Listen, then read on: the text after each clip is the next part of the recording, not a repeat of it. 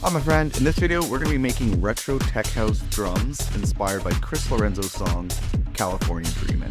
And we're going to find out if we can do this in under 30 minutes by using the 80-20 rule of tech house drums. What you're listening to right now is the song we'll be working on.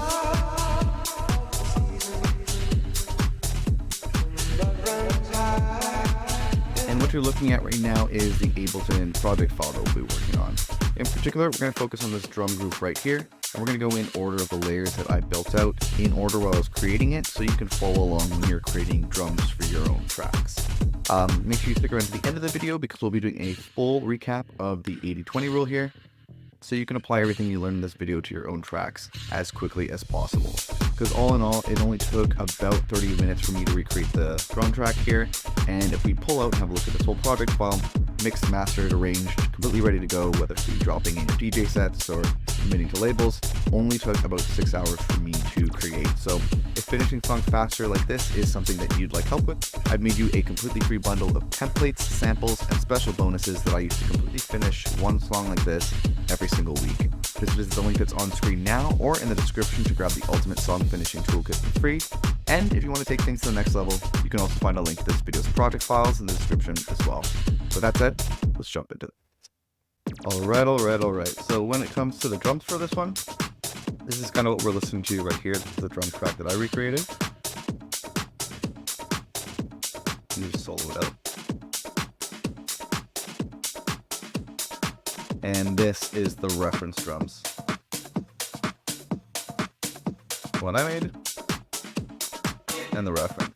It's a little different, but mine sounds maybe a little bit less minimal than the original. But with that, let's jump through this.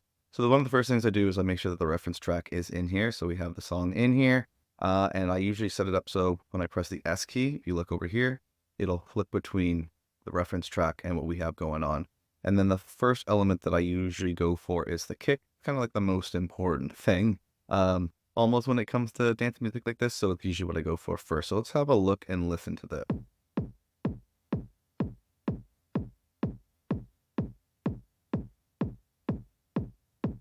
And so what I've done with this is, which is a 4-on-the-4 kick pattern, as you can see here. And what I did is I did use the Ableton similar sound feature to extract the kick.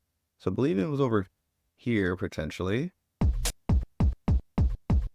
So I found this little snippet, I cut it up, and then if you go show in browser, and then you press this little button here, you'll get a bunch of sounds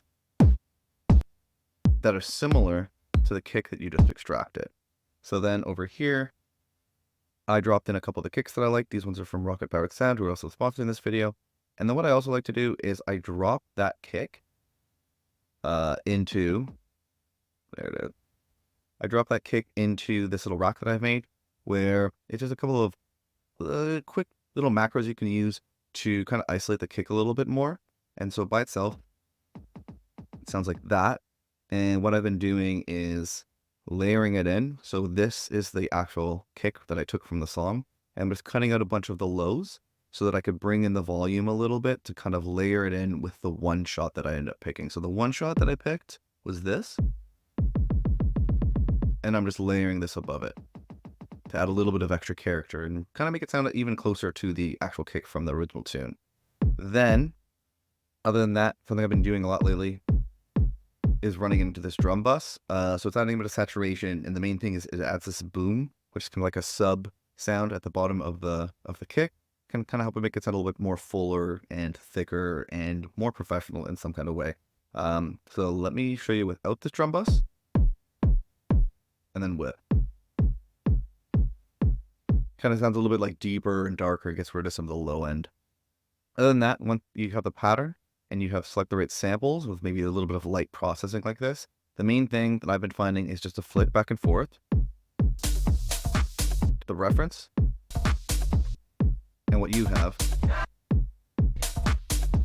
and mainly just trying to get the volumes correct. The volumes is really going to be that thing that gets you 80% of the way up there. So that's kind of the idea there. And then the next element that I added in is either going to always be the open hat or the snare or clap. Whichever you hear is kind of popping out a bit more to you is what I'd recommend. In this instance, if we listen to the reference,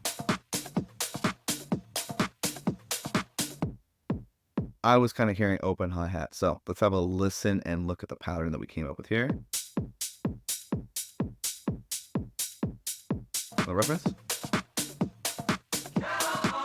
And what we have. And so for this, what I actually did was very similar with the similar sound feature, or really just before. I extracted an area of the song where the open hat was playing by itself, and then just dropped it into this little rack here, where I just added a bit of like saturation, and I transposed it down 2 semitones. Then I copied it over here, and I made a second one where it's transposed up 2 semitones. I'm not fully sure if you can hear it in the original tune. Kind of sounds like every 2 hits, it's maybe there's more sustain in the open hi-hat, or just like some kind of change. So the way that I interpreted it was by adding in that higher pitch sound, which makes it sound a little bit different. It kind of makes it sound like it's changing over time.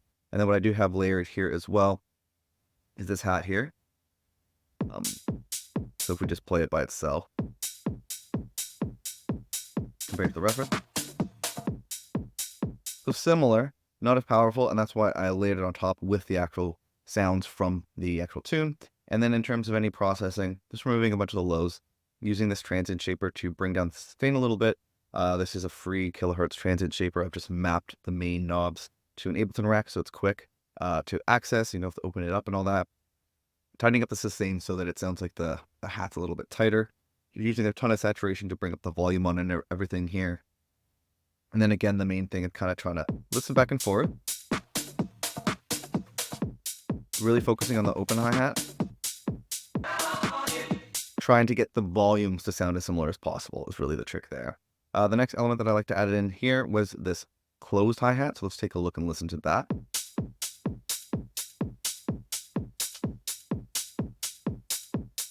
I'm going to solo it for you as well. And so the main idea here is it's just a kind of classic hi-hat pattern. It's on the offbeats here. And what I've done similar to the other one was I've layered in 2 different sounds. And so it's kind of copying that same idea where it's like the first 2 are a little lower, and then this other one's a bit higher. And then we have the main one playing through. And I've slightly moved things off the grid a little bit to give a bit of a groove. And so it's not hitting on the exact same time as all these closed hi-hats, as well as all of the open hi-hats as well. And the main thing, listening to the main thing is the volume there, is what I really want to get across. So other than that, any other processing is just moving to the low, tightening up the sustain a little bit so it's hitting a bit tighter, and some saturation to kind of bring out make it sound a bit more fuller and add a little bit of grit to the sound as well. The next element that I added, you can hear that kind of clap snare. That was the one that I wanted to add in next, so let's take a look and listen to what I added.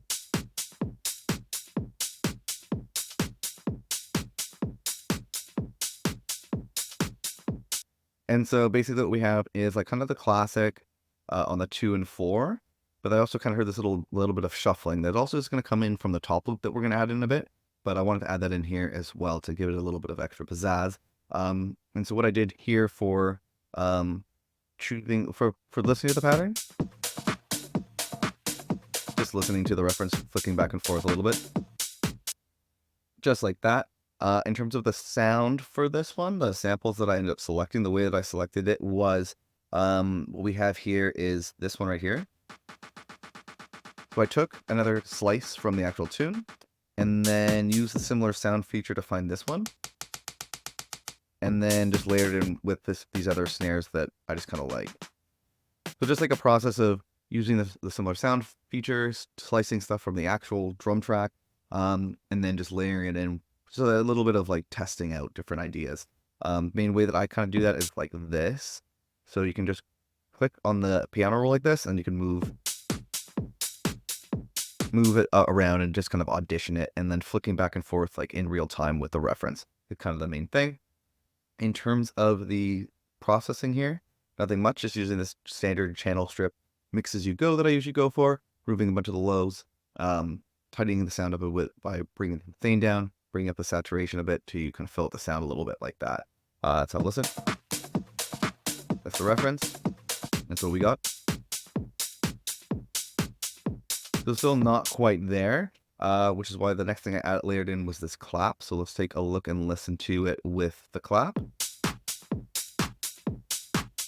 And without it. And with it. And against the reference.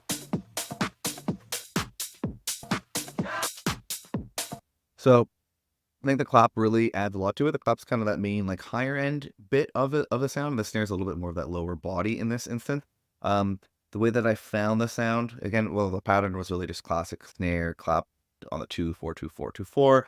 And then the way that I found the sound is like, I just have this like drum rack that I created with a bunch of my favorite clap sounds, and simply went through the process of either using the selector here to move the sample, or just going into the MIDI and moving it until like something kind of sounded right. Really, it's all just trial and error for the most part. And using your ear and flicking back and forth to the reference, for sure.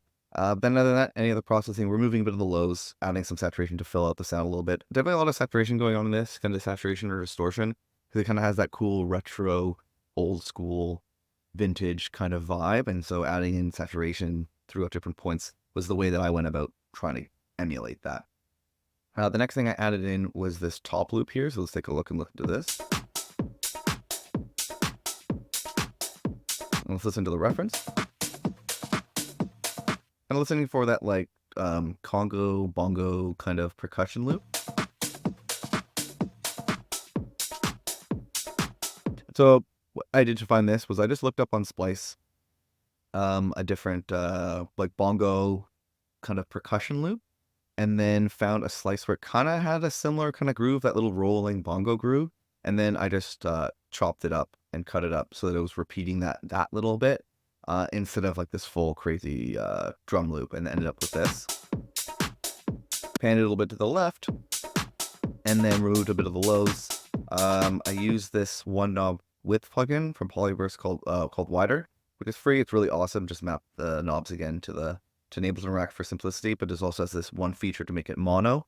So I wanted to mono it, and then added a bit of overdrive to kind of make it again sound a little grittier, like that vintagey sound that you can kind of hear in the original track.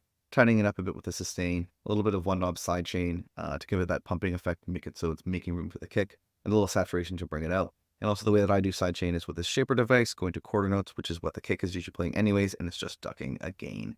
So I have to look at that one. Then the next thing that I added in was another bongo kind of congo loop to add to it. So this one, the first one was panned a bit to the left. This one's panned a bit to the right to kind of balance it out. Take a look and listen to that. I'm going to solo the new one.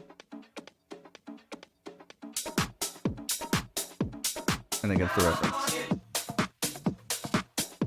Can't hear it as much as this was more like a starting to take liberties and put it in my own direction at this point. So I found this other one that's a little bit more involved.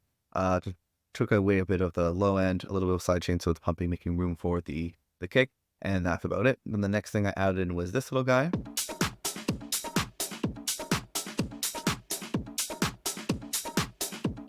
Let's solo it. And for this, what I was trying to do was similar, if you can hear it in the reference.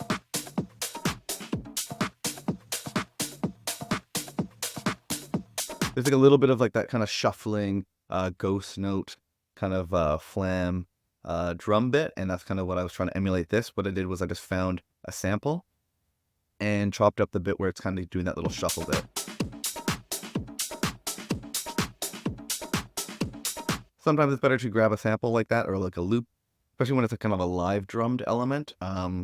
It can be harder to program those things in, and that's why I went with that. And then the last thing I added was this additional percussion loop. Solo it.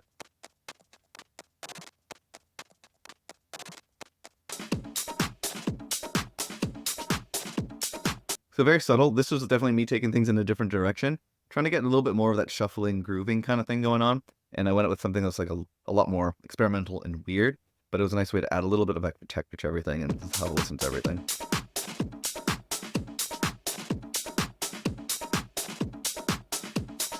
Yeah, and I think that's a look at the drums for this one. The main key takeaways. Actually, we'll jump into the main key takeaways in a minute. Before we do that, I want to mention that this video is sponsored by our good friends over at Rocket Powered Sound. They hooked up the drum kick sample that we're using here, the kick that you're listening to. And what is nice about that is it's from their Ultimate Sample Pack, which is a sample pack filled with over 1,000 iconic and usable sounds like this. Super useful, especially if you're using like the similar sound features that I mentioned in this video. You can get 30% off by using the code that's on screen now and the link that's in the description. So yeah, thanks to them for sponsoring this video. And now let's do a recap of the 80-20 rule so you can apply all these little concepts to your own music when you're building out your drums. Hi, my friend, Matt from Best Friends Club here. And if you've been paying attention, then you probably figured out what the 80-20 rule is when it comes to building out your drums. The goal here is to get 80% of the results with only 20% of the time, energy, or effort. And because the first key to the 80-20 rule for drums is to use a reference track, we're making sure that we're effortlessly hitting 80% of a very professional sounding track. In particular, we focus on nailing the pattern, sound selection, and the volume compared to the reference track, so that we keep things fast and focused as we're building out our drums. The second key of the 80-20 rule here is to mix as you go in an extremely streamlined way by only focusing on the volume, as well as a simple repeatable channel strip for each track that we're adding to our drums. The third and final key is to repurpose your old project files and to build up a suite of powerful templates, Ableton racks, and one knob effects that you've personalized and curated over time. If you'd like to get a head start by downloading all the racks, templates, and all the files that you've seen me use in the Ableton project file for this video, or if you'd just like to take a closer look at any of the techniques or tracks you saw me work on in this video at your own pace, you can find a link to this video's project files on screen now and at the second link that's in the YouTube description. I'm recreating a different song from the Beatport top charts every single week and making the project files available to anyone who wants them. You'll also get access to a private Discord where you can ask me and the community questions, as well as share tracks for feedback. If you or your music are not quite ready for a shot in the arm like that, I've also made you a completely free bundle of templates, samples, and special bonuses that have helped me figure out how to completely finish one new song each and every single week. And you can grab that free Ultimate Song Finishing Toolkit by visiting the first link that's in the YouTube description here. However, if you just feel like staying on YouTube for now, that's totally fine. Save that link for later and check out this playlist of videos where I remake drums from other songs from the Beatport top charts. Or if you want to take what you've learned in this video to the next level, definitely check out this video right here.